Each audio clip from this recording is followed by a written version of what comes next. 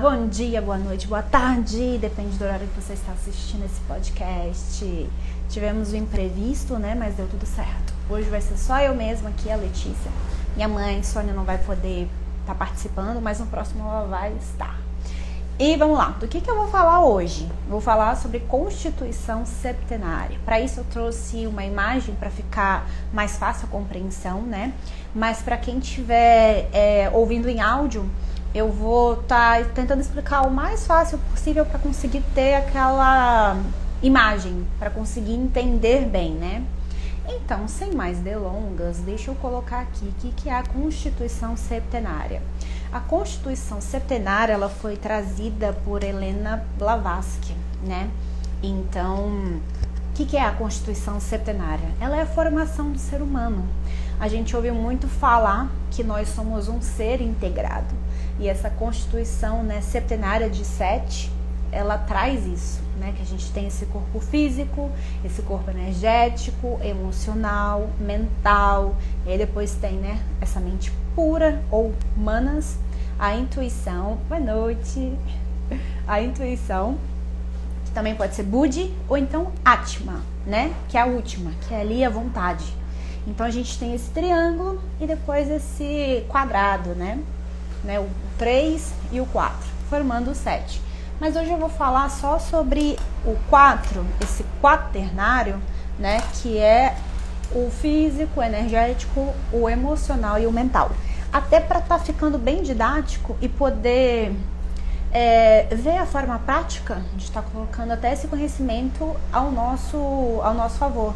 A gente poder saber como utilizar ele, né? Da forma mais benéfica para a gente. Então, que a gente tem esse corpo integrado, a gente já ouviu muito falar, né? Não é só o físico, as doenças psicossomáticas, né? Que a gente ouve falar, vem ali desse plano, né? Das emoções. Por isso que isso também entra muito a inteligência emocional.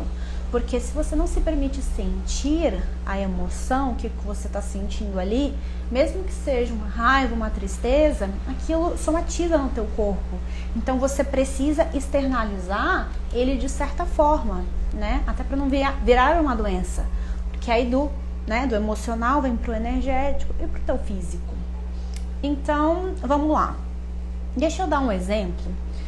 Eu gostaria de dar 2 exemplos que eu vi numa palestra da professora Lucilena, que eu achei muito fantástico. Que é exatamente assim, para você ver como que isso funciona. Vamos pegar primeiro o exemplo de como ele é utilizado para manipular as pessoas. Então, até para a gente ficar mais ligado nisso. Vamos supor aqui, ó. Então a gente tem o mental lá no topo e aqui embaixo a gente tem o físico. Vamos supor que eu tenho uma filha e daí a minha filha quer sair para algum lugar e já tá muito tarde e eu prefiro que ela não vá. Só que ela quer muito ir, né? Quais as 2 formas de eu conseguir fazer ela mudar de ideia? De impedir que ela vá. Primeiro, no físico ali, eu posso literalmente agarrar ela e não deixar ela sair por nada. Ou então, eu vou ali no mental e eu planto ali uma dúvida, planto ali um medo. Eu posso falar, nossa, mas esse lugar que você está querendo ir, ele é tão perigoso, nossa, já passou das 11 e eu fiquei sabendo que lá aconteceu, sei lá, uma morte, né? Então você coloca ali um medo na pessoa. E o mental, ele não exige nenhum esforço seu, enquanto o físico, ele exige, olha, agarrar uma pessoa, tentar impedir isso, nossa, isso desgasta muito você e a pessoa. A forma mais eficiente é ir pelo plano mental. Vai lá e coloca a dúvida, vai lá e coloca uma insegurança. Aí a pessoa até começa a cogitar, poxa, acho melhor eu não ir, né, e tal, e às vezes nem vai. E aí a mãe fica, opa, conseguiu o que eu queria. Então o que isso quer dizer? Não dá para utilizar este conhecimento para manipular?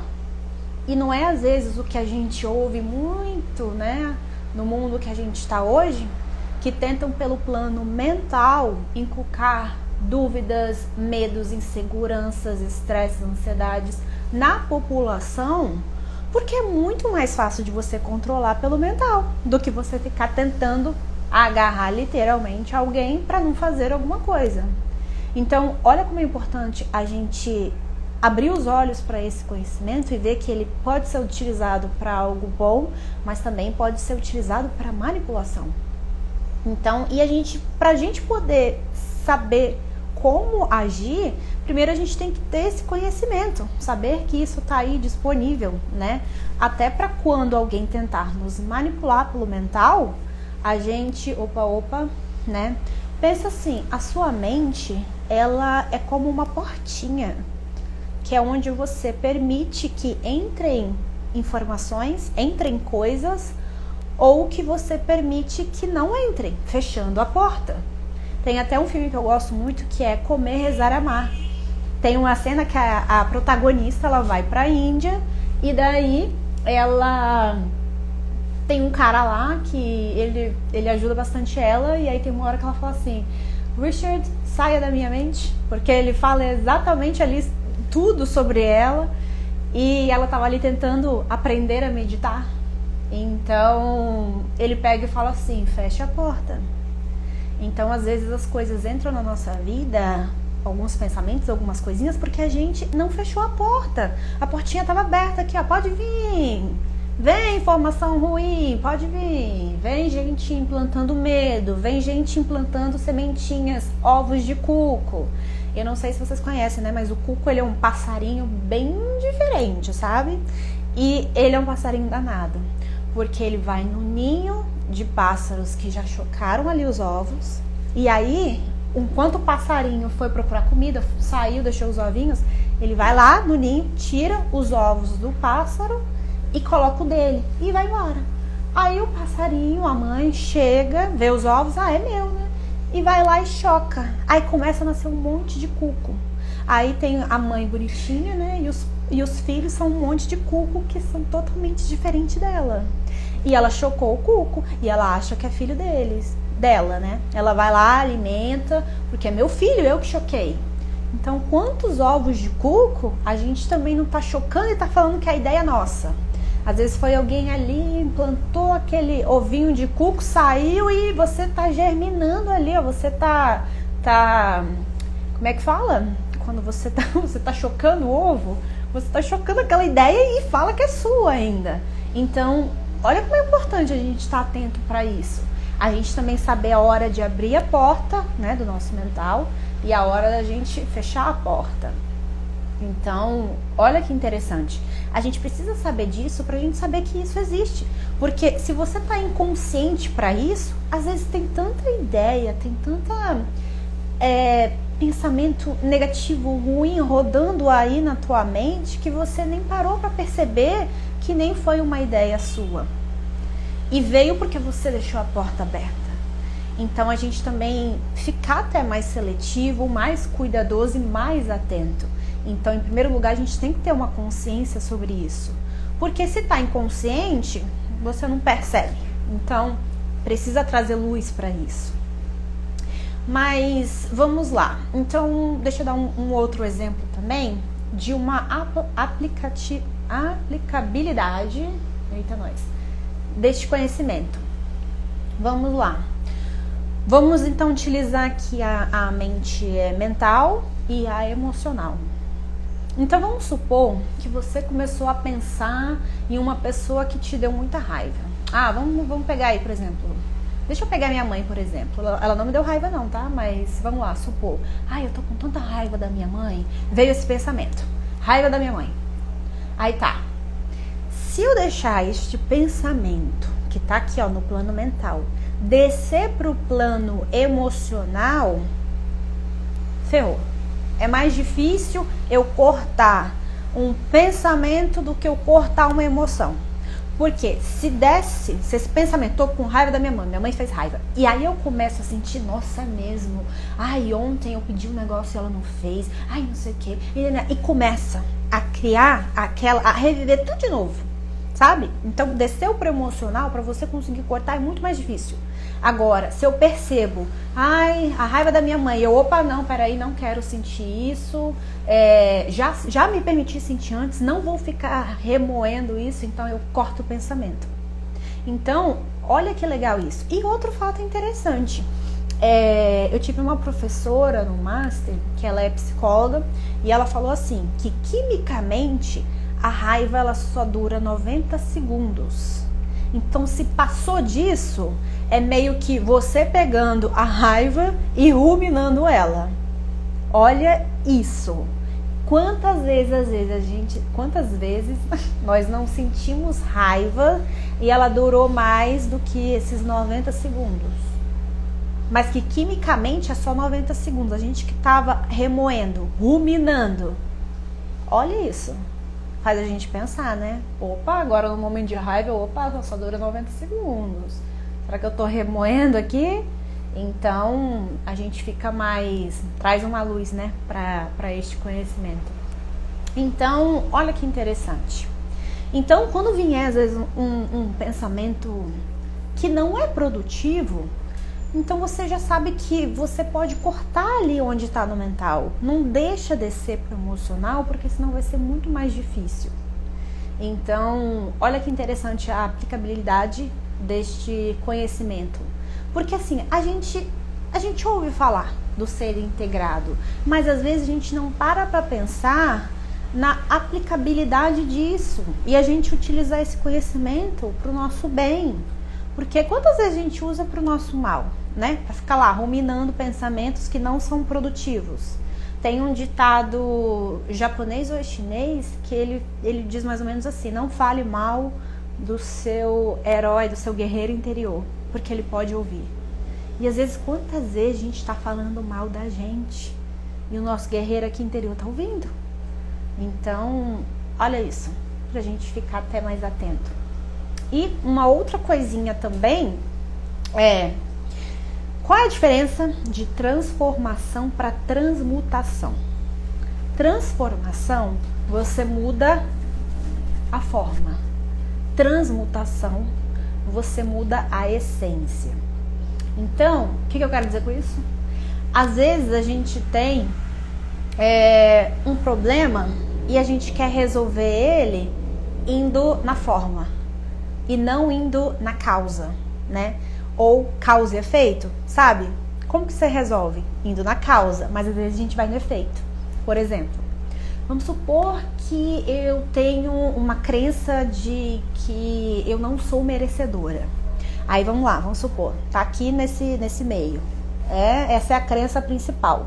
E daí ela cria essas ramificações. Eu não mereço um parceiro incrível. Eu não mereço um emprego maravilhoso. Eu não mereço viajar. Eu não mereço ser rica.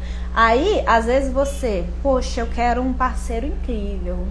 Eu vou trabalhar no merecer o parceiro incrível. Só que ela é a forma. Ela não é a essência. Então, ao invés de você mudar a forma, muda a essência. Sabe, Platão ele falava do mundo das ideias, ou seja, essa ideia ela é como um campo invisível, assim, porque ele não tem uma forma. As formas elas vêm depois. Primeiro pensa aí, você tá com vontade de tomar sorvete. Primeiro você pensa no sorvete, depois ele concretiza. Você pega o sorvete no físico. Então pensa nisso quando você quiser mudar alguma coisa. Não muda o físico. Muda ali no mental, não muda a forma, muda a essência. Não muda ali no efeito, perdão, muda na causa. Então, ao invés eu penso assim, vou trabalhar então na minha crença de merecimento de um parceiro incrível. Às vezes é melhor você trabalhar aqui no merecimento, que ele tem as ramificações para as outras, né? Então, trabalhando merecimento, naturalmente trabalha, mereço sim um parceiro melhor, mereço um emprego em que eu me sinta realizada, mereço sim ser próspera financeira, ser próspera com saúde, entende? Então, quando você vai ali na essência, é que ele muda tudo. Lembra de Platão, muda a ideia, né? Muda aqui no mental, que o mental vai refletir ali no emocional, no energético, no físico. Então, olha que legal. E lembra dessa diferença de transformação e transmutação. Então, lembra da transmutação, que é você mudar a essência. Ou assim você pode colocar mudar de dentro para fora, ao invés de tentar mudar de fora para dentro. Então, muda ali nas ideias, que isso vai ser mais efetivo, né? Muda a causa, ao invés de tentar mudar o efeito, né? E hoje a gente ouve muito falar sobre a reprogramação mental, né? Talvez você esteja assim, como que, mas tá bom, e aí, como que eu vou mudar o meu mental? A gente tem profissionais, né, que eles fazem essa reprogramação mental, porque ele vai refletir nas outras áreas. É igual, por exemplo, eu tô com, não sei, no energético, vamos pegar o energético, por exemplo. Eu estou com um dos chakras obstruído, o básico, o umbilical, né?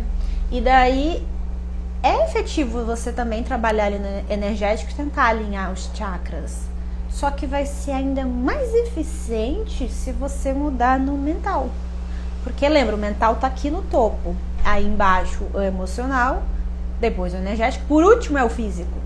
Então você conseguir mudar no mental, neste mundo das ideias, onde não tem forma, porque ele antecede a forma, pensa assim, é o invisível, né? O mental é essa ponte e aí depois materializa. Lembra, no Kybalion fala, o universo é mental. Então, para as coisas tornarem tangíveis, palpáveis, físico, primeiro precisa passar pelo mental. Primeiro você pensa, imagina, né, ele, para depois concretizar. Então, olha que interessante. E a gente pode estar reprogramando a nossa mente, né? Tem os profissionais, né? Que eu estou ficando sem bateria. Mas também tem algumas dicas também, algumas técnicas que a gente pode estar usando para tentar reprogramar nossa mente, porque tem a neuroplasticidade, ou seja, o que você ensina para o seu cérebro durante um tempo, vamos colocar aí 21, 28 dias, você se habitua àquilo, se torna um hábito, você começa no início a fazer pensando, talvez isso gaste um pouco de energia, mas depois vai ser algo natural. Então, às vezes você pode começar, por exemplo, primeira coisa é diagnosticar o que no teu mental, qual é a crença que está ali, que está te impedindo de você ter o que você quer. Porque se você não está tendo o que você quer, porque provavelmente tem uma crença que está batendo contra isso. Então, por exemplo, eu quero um parceiro incrível, maravilhoso, mas será que às vezes você não tem uma crença de que não mereça, ou então de que homem, mulher é só dor de cabeça, né? Homem não presta, mulher não presta. Então, assim, acaba impactando. Então, a primeira coisa é você saber o que é. Você só pode mudar o que você conhece. Então, você conseguindo diagnosticar o que é, e se você ainda não sabe, você pode ir fazendo perguntas. Tem uma técnica chamada digging, que é cavar. Então, às vezes você fazer perguntas para você mesmo. E sabe, seja bem sincero. Por que eu sinto tal coisa? Caso disso. E vai tentando rastrear aonde está a raiz ali do problema. Então, esta é uma ferramenta, né, que tem, né, que é o digging, cavar. E cavando, literalmente, você vai cavando ali, ó, no seu inconsciente. Então, você conseguindo identificar qual tem uma técnica que é de um elástico que você coloca no seu braço, e às vezes que você pensar uma besteira, ou então ir nessa crença e ela começar a ir, sabe, de frente com o que você está querendo mudar, você vai lá e instala aquele elástico assim no seu braço, que isso até vai causar aquele desconforto, e o cérebro não gosta de um desconforto. Então, essa é uma ferramenta que ela é muito simples, mas que dá para você utilizar ela, né?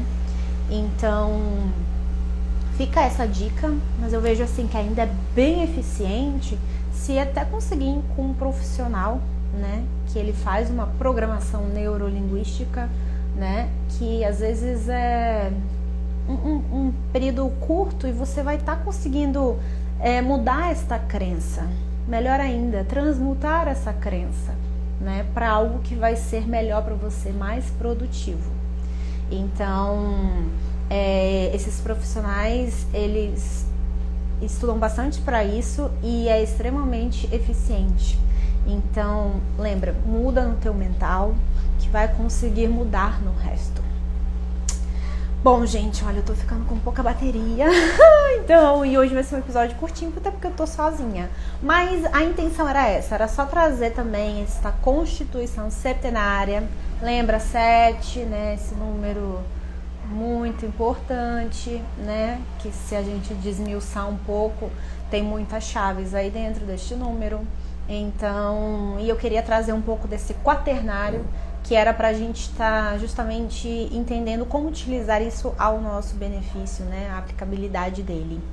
Então, é isso, gente. Semana que vem vamos estar aqui novamente, né? Então, espero que esta live tenha ajudado, contribuído, né? Qualquer coisa, deixe em comentários que a gente tira as dúvidas. Bom, beijo bem grande, obrigada a quem esteve presente, quem vai assistir depois. E até o próximo podcast, a próxima live. Um beijo bem grande e até a próxima.